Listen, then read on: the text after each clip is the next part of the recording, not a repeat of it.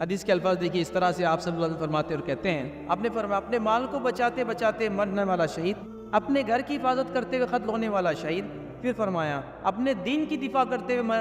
قتل ہونے والا انسان شہید، پھر فرمایا اپنے خون کی حفاظت کرتے ہوئے یاد رکھیے کوئی قتل ہو جائے تو وہ بھی شہید، مطلب اپنی جان کو بچاتے مر گیا تو بھی شہید، گھر کو بچاتے مر گیا تو بھی شہید، اور اسی طرح جو ہے اپنی دین کی دفاع کے اندر کوئی مر جائے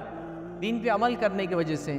اس کے اوپر کسی نے کچھ کیا، اس کی جوابی کارروائی کرنے میں اس نے کچھ کیا اور اس کو لوگوں نے مار دیا، وہ شہید ہو گیا ادھر۔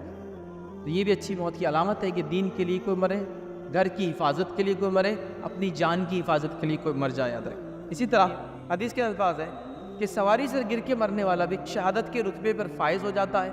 گھوڑے یا اونٹ سے گر کر یا موذی چیز کے ڈسنے کی وجہ سے جو مر جاتا ہے وہ بھی شہید ہوتا ہے۔ یہ روایت کا علماء کا کلام ہے، اللہ کی راہ میں جا رہا ہے،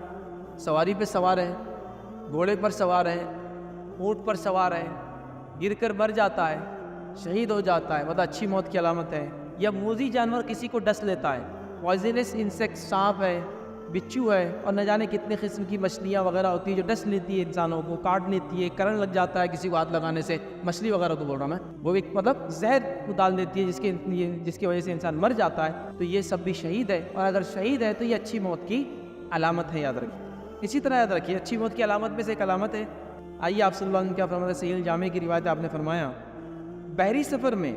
سمندری ہواؤں اور لہروں سے سر چکرا گیا اور ڈر گیا گھبرا گیا وہ بھی شہید کے برابر اجر ملیں گا، اور ڈوب کر مرنے والا بھی شہید کے برابر اجر ملیں گا۔ ابو داؤد کی روایت میں یہ الفاظ یاد رکھیے، سمندری نہروں کی وجہ سے جسے قے آ جائے اور اس کے سبب سے سر چکرا گیا وہ بھی شہید کے برابر اجر ملیں گا۔ اور آپ میں سے بہت سے لوگ جانتے ہوں گے پہلے زمانے میں لوگ حج وغیرہ جاتے ہیں تو سمندر سے ہی جایا کرتے تھے، یاد رکھیے، اور سمندری سفر کرتے تھے، اور بہت سارے لوگوں کے تعلق سے آپ نے باتیں سن رکھی ہوں گی، وہ انتقال کر جاتے ہیں سمندر کی سفر کی تکلیف کی وجہ سے، اس کے حالات کی وجہ سے جو وہاں ہوتے ہیں، زمین پہ چلنے والے کو سمندر میں چلنے کی یا وہ جو کشتی جب اوپر نیچے ہوتی ہے اس کی عادت نہیں ہوتی، چکر آتے ہیں، قے ہوتی ہے، بیمار ہوتے تھے، انتقال بھی کر جاتے تھے، اللہ ان پر رحم کرے، مغفرت کرے۔ اور پھر کیا ہوتا ہے، ان کو عام طور سے زمین نصیب نہیں ہوتی، یاد رکھیے وہ لوگ سمندر میں جن کا انتقال ہوتا تھا، مہینے بھر کا سفر ہے، زمین نہیں ملتی تھی تو کیا کرتے تھے، پتھر سے باندھتے تھے اس لاش کو اور سمندر میں ڈبا دیا جاتا تھا، اس کے علاوہ کوئی چارہ نہیں، چونکہ اگر اس کو اندر رکھیں گے جہاز میں تو دوسرے لوگوں کی زندگی کا مسئلہ ہو جائے گا، لاش سڑنا چالو ہو جائیں گی، خراب ہوں گی، ڈیکمپوز ہوں گی، تو ڈبا دیے جاتے تھے، یاد رکھیے۔ بہرحال ابھی تو کافی سہولتیں اور آسانیاں، سفر بھی بڑے آسان ہوتے تھے، لیکن یہ ہے تو بہرحال سمندری سفر میں کوئی مر جائے کہ تکلیف اس کی شدت کی وجہ سے وہ بھی شہید ہوتا ہے، یاد رکھیے۔ آئیے وہ کون ہے جو اچھی موت کی علامت ہے یا وہ شہید کہلائے گئے، وہ یہ یاد رکھیے جو پہاڑ کی چوٹی پر سے گر کے مر جائے یا درندے کسی کو کھا لے۔ آئیے حدیث کے الفاظ سنیے، مصنف عبدالرزاق کی روایت ہے، نبی اکرم صلی اللہ علیہ وسلم نے فرمایا جو پہاڑ کی چوٹی سے گر کر مر جائے یا درندے جس کو کھا لے یا پھر دریا میں ڈوب جائے وہ ہر حال میں شہید ہوتا ہے اور شہید کے مرتبے کو پا لیتا ہے۔ تو یہاں جو حدیث میں الفاظ ہے، دو الفاظ الگ جو ہم پہلے دیکھ چکے ہیں، اس سے پہاڑ پر سے گرنے والا یہ بھی شہید ہے۔ پہاڑ پر انسان چڑھا ضرورت کی وجہ سے، رزق کمانے کے لیے، کئی لوگوں کا رزق پہاڑوں سے جڑا ہوتا ہے، اوپر جاتے ہیں، چیزیں نکالتے ہیں، جڑی بوٹیاں نکالتے ہیں، فلاں ہوتا ہے، شکار کرتے ہیں، یہ ہوتا ہے، آپ کا شہد لاتے ہیں، اور کئی چیزیں جو نفع کے لیے، تجارت کے لیے ہوتی ہے، ٹھیک ہے۔ تو پہاڑ پر انسان چڑھا اور گر گیا کسی وجہ سے اور مر گیا تو وہ شہید ہوگا۔ اسی طرح درندے اگر کسی کو کھا لے، شیر نے کھا لیا، چیتے نے کھا لیا، جنگل میں گئے درندوں نے اٹیک کر دیا، انسانوں کو کھا لیا، تو یہ انسان بھی شہید ہے اور اچھی موت کی علامت ہے۔ ہمارے پاس لوگ بہت اس کو مایوس سمجھیں کہ کوئی انسان پہاڑ سے گر کے مر گیا، کسی کو درندوں نے کھا لیا، اس کی لاج بھی نہ ملی، تو بولیں گے کہ دیکھو کتنی بری موت تھی، اس کی تو لاج بھی نہیں ملی، لیکن وہ شہید ہوا اور اس کا مرتبہ اللہ کے پاس، یاد رکھیے، اور ظاہر سی بات ہے کہ اچھی موت کی علامت ہے، یاد رکھیے علامت۔ اسی طرح یاد رکھیے کہ جو انسان جو ہے جل کر مر جائے یہ بھی شہید ہے اور یہ بھی اچھی موت کی علامت ہے، یاد رکھیے۔ حدیث کے الفاظ اس طرح سے یاد رکھیے کہ آپ صلی اللہ علیہ وسلم نے فرمایا، معجم الکبیر کی روایت آپ نے فرمایا، طاعون کی بیماری سے مرنے والا شہید، عمارت کے نیچے دب کر مرنے والا یا شکنجی عمارت کے اندر پھنس کر مرنے والا شہید، پھر فرمایا جو درندے جس کو لقموں بنا لے اور کھا لے وہ بھی شہید، پھر فرمایا جل کر مرنے والا بھی شہید ہے، یاد رکھیے، پھر فرمایا پیٹ کی بیماری سے مرنے والا شہید۔ تو یہاں ایک چیز جو الگ تھی، باقی ہم چیزیں دیکھ چکے ہیں، وہ یہ ہے کہ جل کر مرنے والا شہید، کوئی انسان جل جائے، اور ایسے کئی واقعات ہوتے ہیں، میں نے دیکھا لوگ کھانا بنا رہی گھر میں عورتیں اور آگ لگ گئی، کپڑے نے آگ پکڑ لیا، گیس کا سلنڈر برسٹ ہو گیا، عمارت میں آگ لگ گئی، ہوتا ہے نا پوری کی عمارتیں جل جاتی ہیں، نکلنے کا ایگزٹ کا کوئی راستہ نہیں، ٹھیک ہے، تو ایسی حالت میں جو انسان مر جاتا ہے، ہرگز کا مطلب نہیں کہ اپنی جان بچانے کی کوشش نہ کرے، پوری کوشش انسان اپنی جان بچانے کی کرے، پھر بھی اگر ایسی حالت میں موت آ جائے تو وہ شہادت والی موت ہے، اور یہ ایک اچھی موت کی علامت ہے، اس سے کہ اس کو تکلیف ملتی ہے اس انسان کو موت سے پہلے، اور ایک اچھی موت کی علامت ہے کہ اللہ تعالیٰ سے گناہوں کو جڑا دیتا ہے اور اس کو شہید کا درجہ مل جاتا ہے۔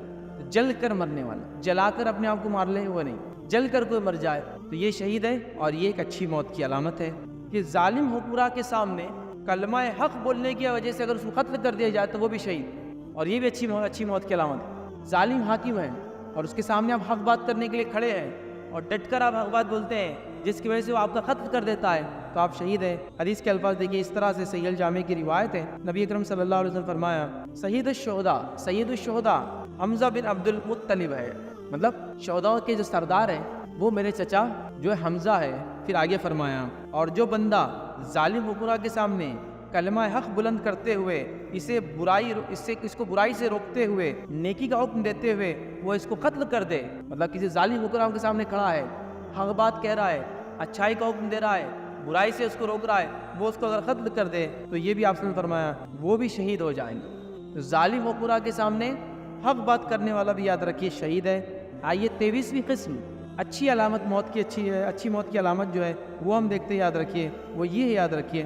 ایک انسان شدت سے اللہ سے دعا کرے کہ اللہ اس کو شہادت نصیب کرے،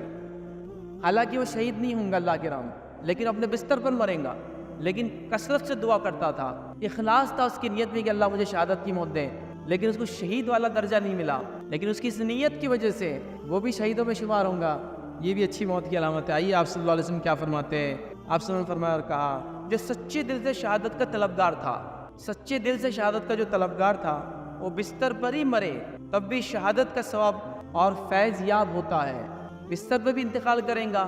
تو بھی شہید کہلائیں گا اور کامیاب ہو جائیں گا۔ کون سا شخص؟ جو دعا کرتا تھا شہادت کے لیے، یاد رکھیے۔ اور ہم جانتے ایک واقعہ ہے بڑا مشہور، خالد بن ولید رضی اللہ عنہ کا، ہمیشہ شہادت کی دعا کرتے تھے۔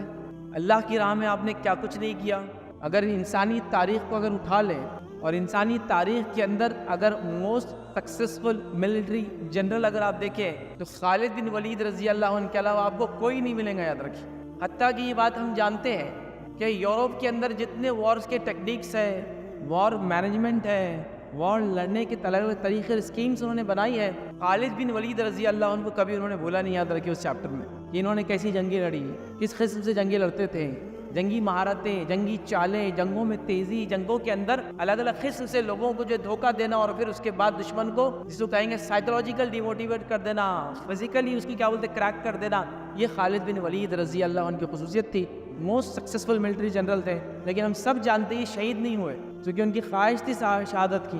بلکہ جب بستر پہ ان کا انتقال ہو رہا تھا رو رہے تھے۔ آپ کسی نے پوچھا خالد کیوں رو رہے ہو، تو کہا میں نے اتنی جنگیں لڑی اللہ کے راہ میں، اتنی جنگیں لڑی کہ باڈی کا کوئی پارٹ ایسا نہیں جس پہ کوئی زخم نہ ہو، زخم جب لگ جاتے ہیں پھر اسٹچ ہوتا ہے اچھے ہو جاتے ہیں، لیکن وہ پورا اتنا پارٹ خراب ہو جاتا ہے پھر باڈی کا۔ آپ دیکھیں نا کسی کا ایکسیڈنٹ ہی ہوا اور دیکھیے وہ جب اسٹچز وہ آتے ہیں زندگی بھر نشانات پوری زندگی رہتے ہیں۔ وہ کہتے ہیں کہ جسم کا کوئی حصہ میرا ایسا نہیں ہے جہاں مجھے کوئی زخم نہ لگا ہو، لیکن اس کے بعد بھی دیکھو میں اپنے بستر پر مر رہا ہوں، شہادت مجھے نصیب نہیں۔ تو کچھ لوگوں نے ان کو تسلی دی اور یہ حکمت بتائی کہ خالد اگر تم میدان جنگ میں شہید ہو جاتے تو لوگ یہ نہ کہتے کہ سیف اللہ کی تلوار توڑ دی جنگ کے میدان میں۔ خالد کا ٹائٹل کیا تھا؟ اللہ کے رسول نے دیا تھا، اللہ کی تلوار سیف اللہ۔ تو اگر تم جنگ میں مارے جاتے تو دشمن کو کیا خوشی نہیں ہوتی کہ اللہ کی تلوار توڑ دیا اس نے؟ ہو سکتا ہے اللہ نے اس لیے آپ کو شہادت نصیب نہیں کی، آپ بستر پہ مر رہے ہو، لیکن ظاہر سی بات ہے ان کی یہ طلب تھی، یقیناً اس طلب کی وجہ سے وہ شہید ہے،